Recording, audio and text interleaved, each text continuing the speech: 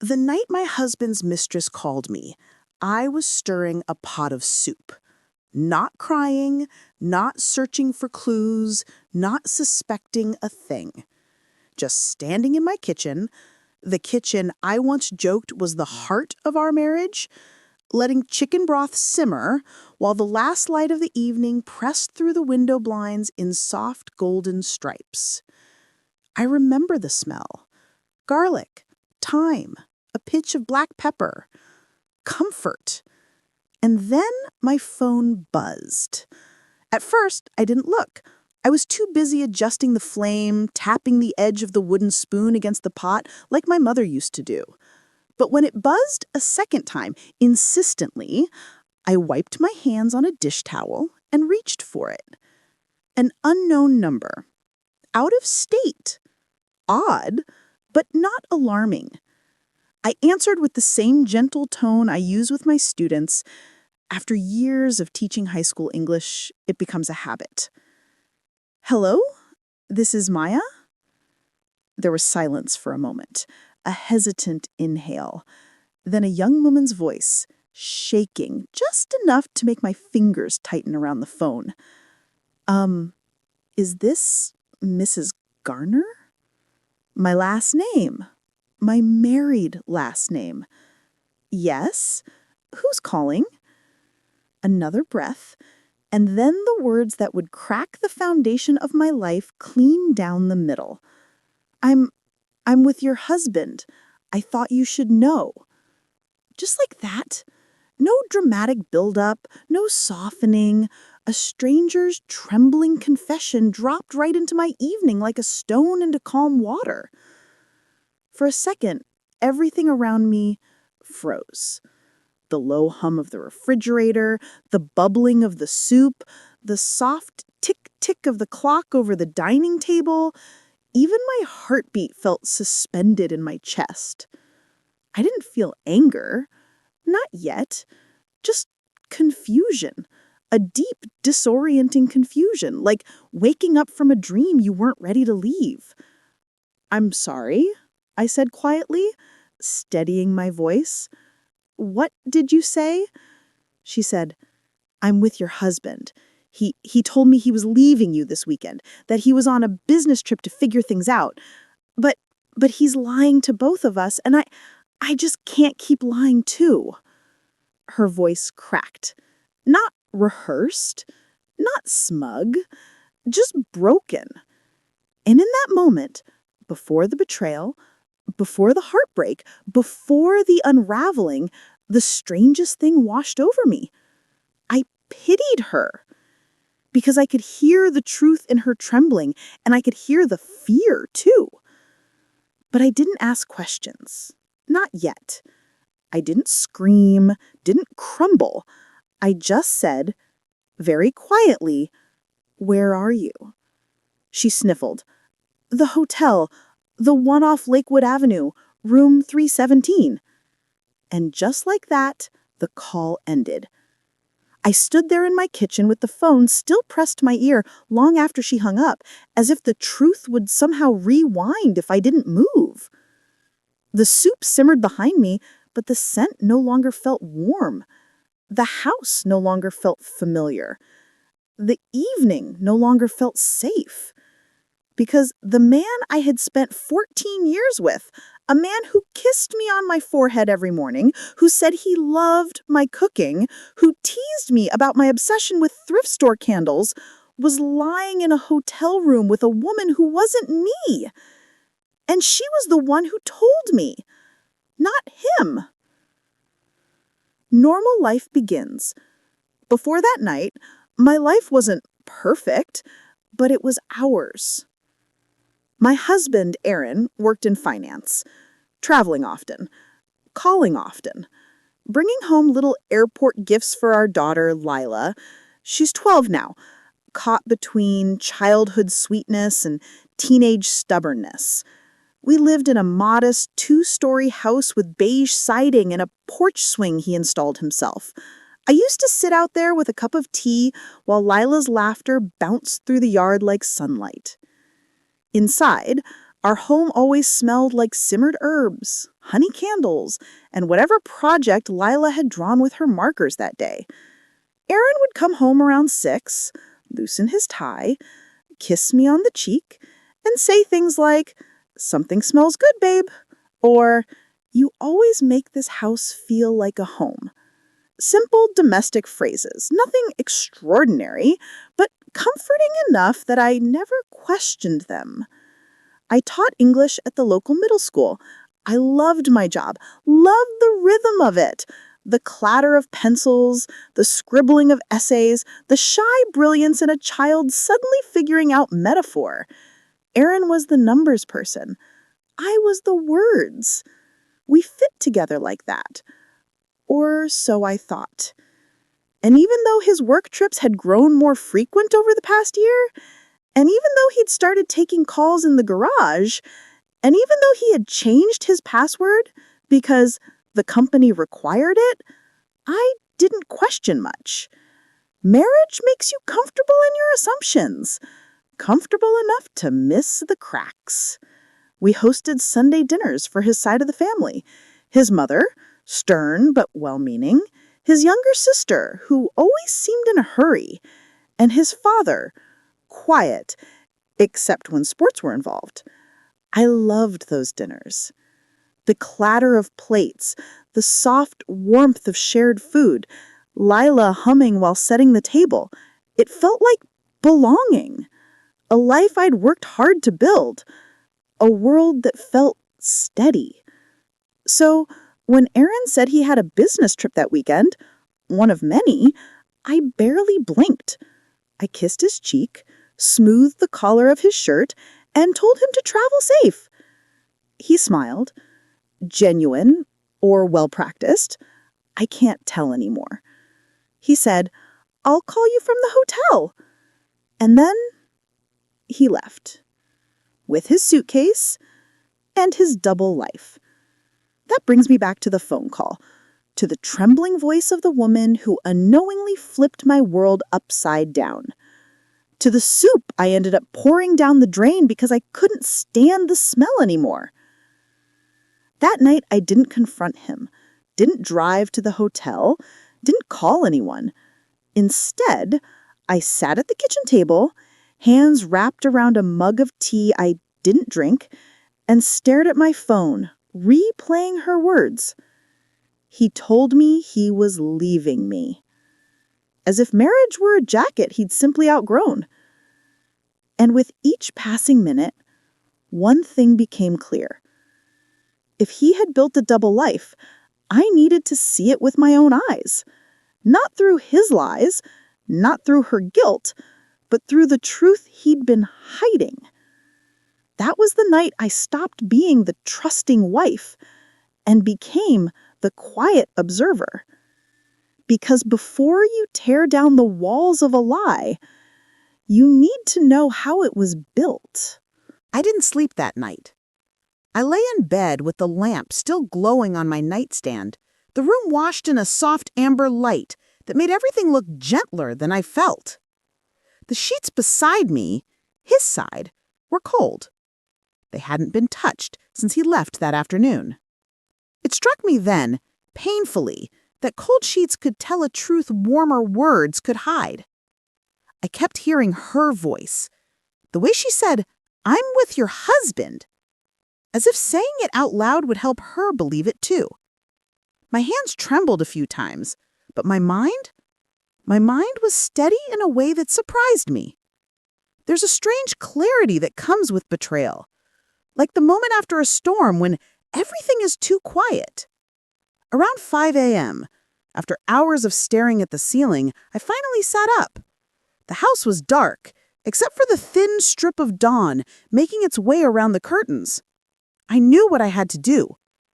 Not out of rage, not out of desperation, but because something inside me, something I hadn't felt in years, whispered, "See the truth for yourself." So I got dressed. Simple jeans, a gray sweater. Hair pulled back with a clip I found on the bathroom counter. No makeup, no theatrics. Just a woman walking into the truth with as much dignity as she could carry. The drive. The hotel she mentioned wasn't far, maybe 20 minutes, but the whole drive felt suspended in slow motion. The roads were unusually empty for a Saturday morning. The radio played low, an old song I used to hum when Aaron and I first dated. I switched it off quickly, turning the car back into silence. Silence felt honest. Music didn't. As the hotel sign came into view, a modest beige building with a faded blue awning, my stomach tightened, but my hand stayed steady on the wheel. I wasn't here to argue. I wasn't here to cry. I wasn't even here to confront. I was here to see. Sometimes witnessing the truth is more powerful than hearing it. I pulled into a far corner of the parking lot, facing the front entrance. It was early enough that only a few cars were parked. One of them, a black SUV, looked painfully familiar. Aaron's company car. I felt something drop inside me, but I didn't look away. Instead, I took a slow breath, let it fill my chest, then let it out just as slowly, the way I teach my students when they're nervous before a presentation. Stay calm, Maya. Stay steady. It wasn't strength. It was survival. Inside the hotel, the lobby was quiet, smelling faintly of industrial carpet cleaner and old coffee. A weary-looking man at the front desk glanced up as I approached, offering the standard polite smile. "Morning. Checking in?" I returned a thin, practiced smile. "No, actually, I'm looking for someone. My husband. He's staying here on a work trip." He nodded, tapping a few keys on the computer. "Name?" I said, "Garner. Aaron Garner." His finger hesitated on the keyboard for a second, barely noticeable, but enough for me to know the truth before he said it. "Yes, ma'am. Room 317. There it was, confirmed by someone who didn't know he was confirming the collapse of my marriage. I thanked him softly and walked toward the elevator. My steps were quiet, measured, almost graceful. A part of me knew I would remember this moment forever. The moment I walked toward the truth, not to destroy it, but to finally face it. In the elevator, my reflection stared back at me in the metallic panel. My eyes looked tired, but not defeated. My shoulders tense, but not slumped. I realized then that I wasn't falling apart. I was waking up. Room 317. The hallway was dim, illuminated by soft yellow lights that hummed quietly overhead. I counted the room numbers as I walked, my heartbeat steady in my ears. I paused. The door looked just like every other door, but it felt heavier, charged with all the truth I had spent months, maybe years, brushing aside. I didn't knock. I didn't want a scene. Instead, I slipped a small notepad from my bag, the same one I use at school, and quietly wrote a single line. "I know." Then I slid it under the door. For a moment, I stood there, listening. Nothing. Then movement. Footsteps. A pause. A soft intake of breath. His. I knew his breath anywhere. Then, a woman's voice, muted but startled. "Who is it?" I stepped back quickly, not wanting confrontation, not yet. I didn't need to see their faces. Not today. I just needed proof. Concrete, undeniable proof. And that small note, that simple message, would shake him more than any accusation could. He would know. He would know I'd been here. He would know the truth had slipped through the cracks. And now, every next move he made would show me who he truly was. The evidence. Back in my car, I sat still for a moment, letting my hands rest on the steering wheel. Then I pulled out my phone and took a picture of his SUV, the license plate, the hotel sign, the timestamp. Then I zoomed in on the third-floor hallway window where the lights had just flickered on, and snapped another. It wasn't revenge. It was clarity. It was preparation. If he could build a double life, I could build a solid truth. On the drive home, I didn't cry. Not once. But when I parked in our driveway, something unexpected happened. Lila's sneakers were on the porch, slightly muddy from last night's backyard adventure. And seeing her carefree mess, something in me wilted. Because children deserve truth too. But not the sharp, cruel kind. Not yet. I touched the toe of one shoe gently, like it was fragile, and whispered, "We're gonna get through this, baby. I promise." Promises made in pain can be the strongest ones. The first lie. At noon, Aaron called. "Hey, babe," he said, voice light and casual. "Just checked into the hotel. How's everything?" Checked in! Hours after I had slipped that name under his door. "Fine," I said softly. "Just a quiet morning." He chuckled. "Good, good. I'll call you tonight. Okay." "Of course." He said, "Love you." Too quickly. I didn't say it back. And he noticed. I heard it in his breath. But he didn't ask why. Lies make people blind in the strangest ways. When the call ended, I stared at the wall in front of me and made a decision. This truth won't stay hidden. Not behind hotel doors, not behind business trips, and certainly not behind his family's polite smiles. Because sometimes exposure isn't revenge. It's justice. I spent the rest of that Saturday moving through the house like a quiet ghost, present, but somewhere else entirely. Every room held a memory, a shared laugh, a whispered promise, a version of us that no longer existed. By late afternoon, I found myself in the laundry room folding towels I didn't remember washing, my hands moving automatically, while my mind pieced together every odd moment from the past year. The late nights, the guarded phone, the sudden gym membership, the new cologne he got for free at work. Truth, once exposed, spreads backwards like spilled ink, staining everything it touches. And there I was, sitting on the floor between two laundry baskets, realizing that the life I thought was steady had been breaking quietly behind me. But grief didn't fill me. Not yet. Something else did. Something sharper, more focused. Resolve. Because now I knew the truth, but I didn't know the scale of it, how long it had been going on.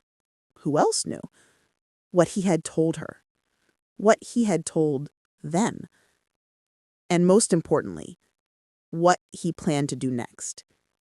I couldn't confront him blindly, and I couldn't walk into the future without clarity. So I stood up, brushed my hands off, and began step one of the plan forming gently, deliberately, in the back of my mind. Not revenge, not cruelty, just truth, illuminated. Step one, connect with the woman. It took me almost an hour to find the courage to call her back. Her number sat at the top of my recent calls list, like a wound that hadn't stopped bleeding. I didn't know her name, she didn't know mine, yet we were entangled in a way neither of us wanted. Finally, I inhaled, exhaled, and pressed call.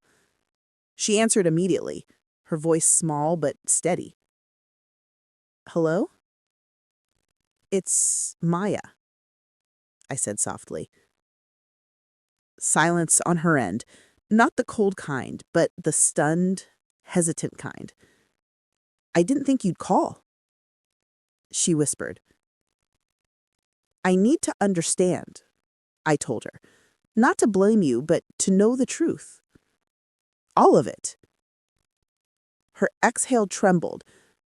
"Okay, I can tell you, whatever you need." We spoke for nearly 40 minutes. Her name was Elena, 28, worked at a marketing firm downtown. Met Aaron at a conference last spring. I thought he was separated. He told me he was living in the guest room. He said you two had grown apart, that you were staying together for your daughter. My throat tightened. Lies I had learned long ago always come with details to make them believable. It was easier to swallow pain when it wore a little truth around its edges. And he said this weekend, she said reluctantly, he was going to tell you. He said he needed one last trip to make peace before starting his new life. New life. Like our marriage was an old coat he'd been waiting to outgrow. I'm so sorry, she said suddenly, voice cracking. I didn't know he was lying. I swear, Maya, I didn't know. To my own surprise, I believed her.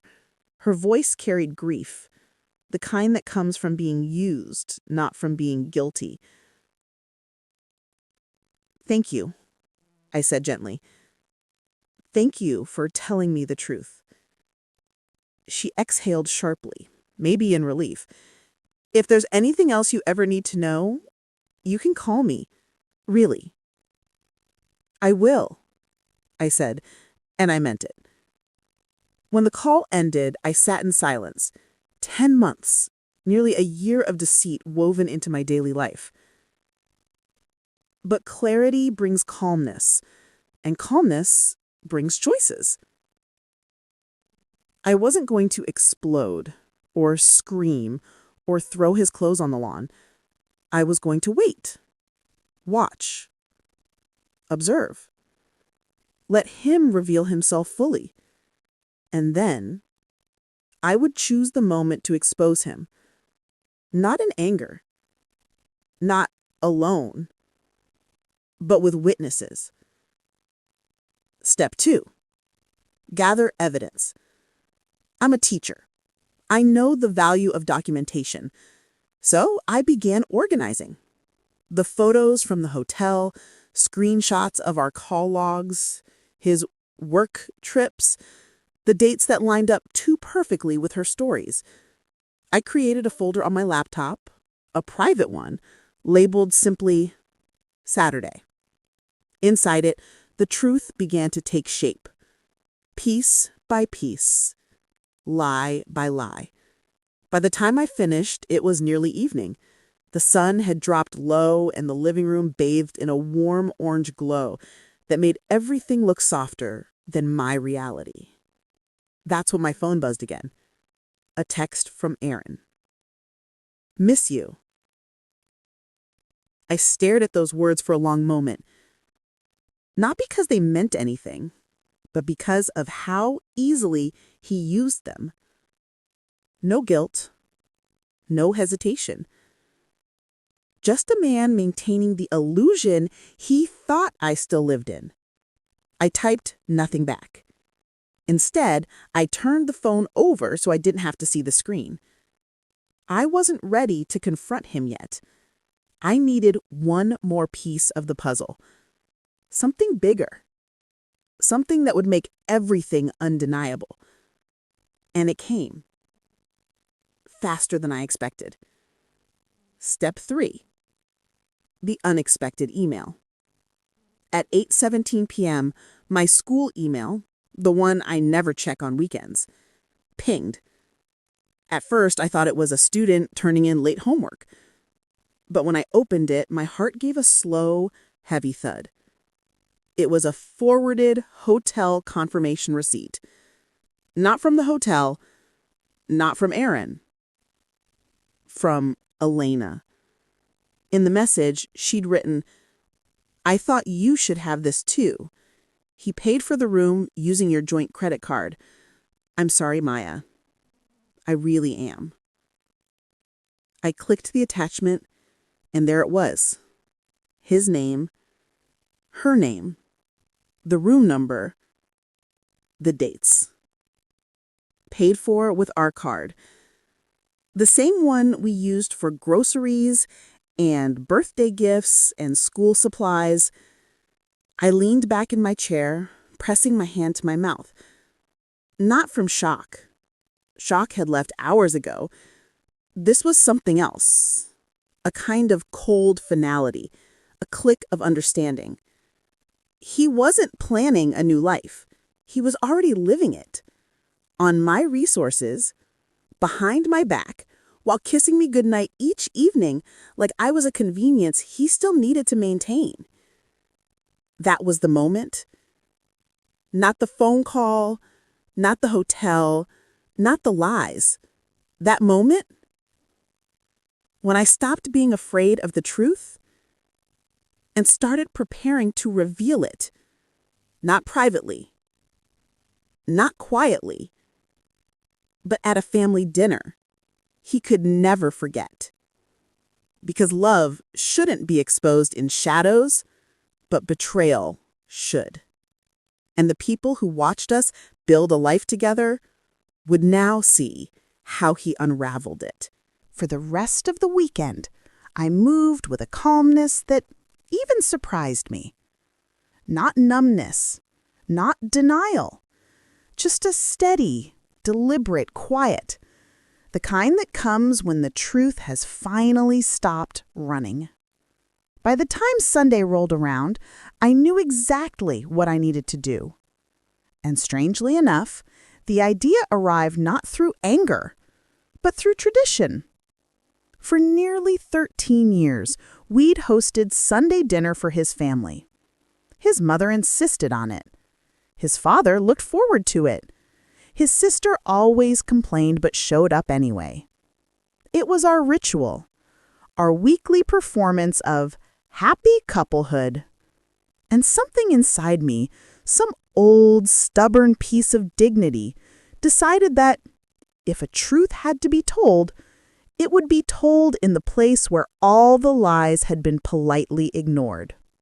Not screamed, not weaponized, just revealed. Plain, simple, undeniable. So around noon, I sent a message to our family group chat, a place usually filled with birthday emojis, casserole reminders, and updates about Lila's school plays. Dinner at 6 as usual. I'll cook. His mother sent a thumbs up. His sister responded with her usual, "Can I bring dessert?" His father didn't respond, but he rarely did. No one sensed anything. Of course they didn't. I had spent years perfecting the art of appearing okay. Aaron arrives home. I heard the click of the lock before I saw him. He sounded cheerful, relaxed, like a man returning from a successful business trip. "Babe," he called out, "I'm home." The audacity almost made me laugh. Instead, I wiped my hands on a towel and stepped out of the kitchen with a soft smile. Not fake, but measured. "Welcome back," I said. His arms opened for a hug, but I stepped slightly to the side, pretending to reach for a pot on the stove. I didn't want his touch. Not anymore. He didn't seem to notice the dodge, though. He was too busy talking. Conference went great. Long but productive. I'm exhausted. He dropped his suitcase by the door like he always did. "Dinner at your mom's later, right?" "Here," I corrected gently. "They're coming here." "Oh." His brow furrowed, a hint of confusion, a tiny crack. "Thought we were taking a break from hosting," he muttered, hanging his jacket. We weren't. He glanced at me then, really looked, as if sensing something off. But he didn't ask. He didn't want to know. People protecting lies rarely do. Instead, he walked into the kitchen and leaned down to kiss my cheek. This time, I didn't step away. I let him. Not out of affection, but because sometimes a lie has to feel comfortable right before you take its chair out from under it. The kiss was hollow anyway, It felt like the faint brush of a stranger's coat sleeve against my face. "How was everything here?" he asked casually. Quietly, I stirred the pot of mashed potatoes, the same dish his mother praised every Sunday. "Everything was fine," I said. And in a way, it was, because I was fine. For the first time in months, the truth belonged to me. Preparing the table. At 5:40 p.m., I began setting the dining table. 6 seats. White plates with the blue rims his mother liked. Cups aligned, napkins folded neatly. In the center, I placed a candle, vanilla and cedar, its flame small but steady. I paused there for a moment, studying the glow. Light reveals everything, whether we want it to or not. Aaron came downstairs in a navy button-up shirt, ironed, crisp, trying too hard.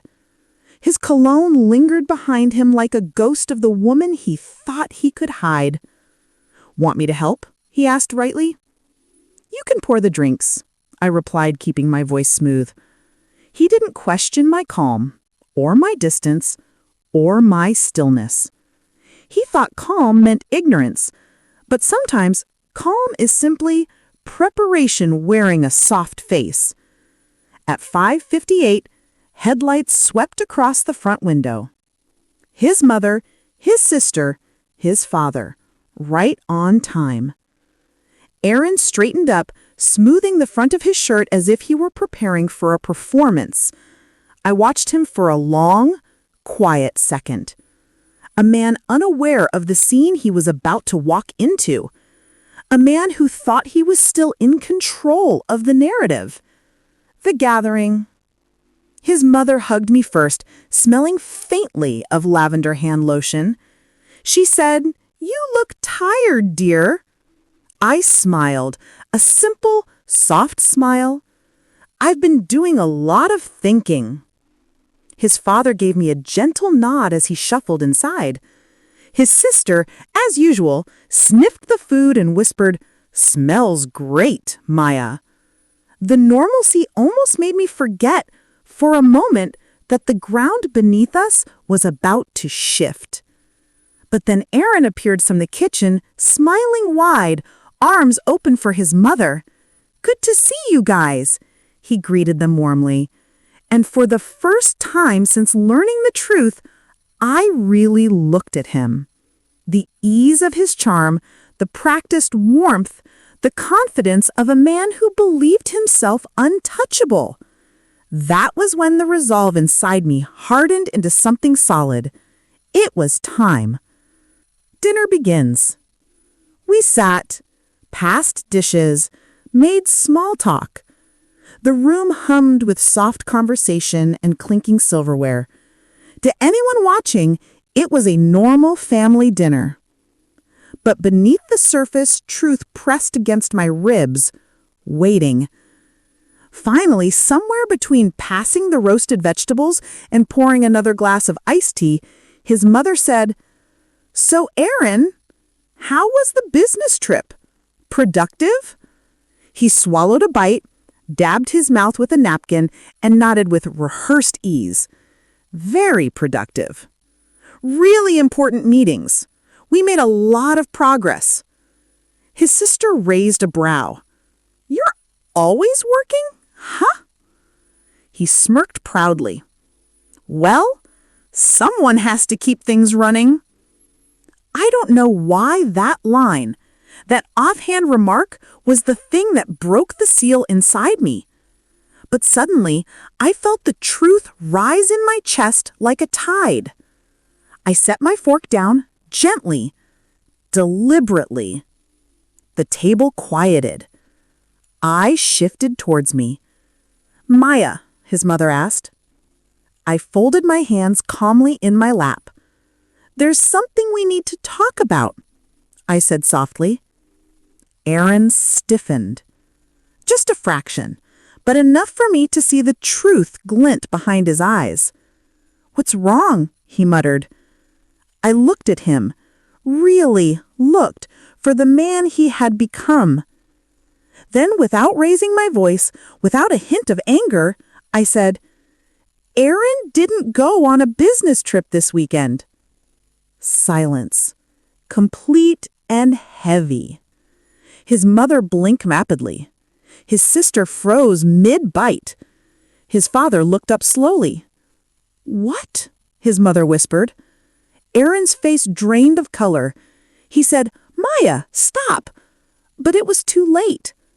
Light had touched the truth, and there was no putting it back in the dark. I don't know how long the room stayed silent. It could have been a minute or 10. Time felt strange, stretched, heavy, like it didn't want to move until every truth had settled. My mother-in-law, Eleanor, was the first to speak. Her voice was soft, not angry, but deeply disappointed.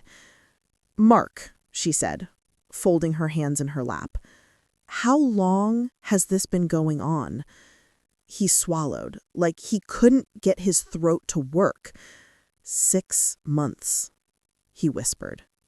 6. My stomach tightened. 6 months of pretending. 6 months of lies breathed into my home. 6 months where he'd left the bed we shared and slid into someone else's without even blinking. His father pressed his fingers to his forehead. "And you thought you would just, what? Keep dragging her along? Both her and our daughter-in-law?" Mark looked at me, eyes pleading again.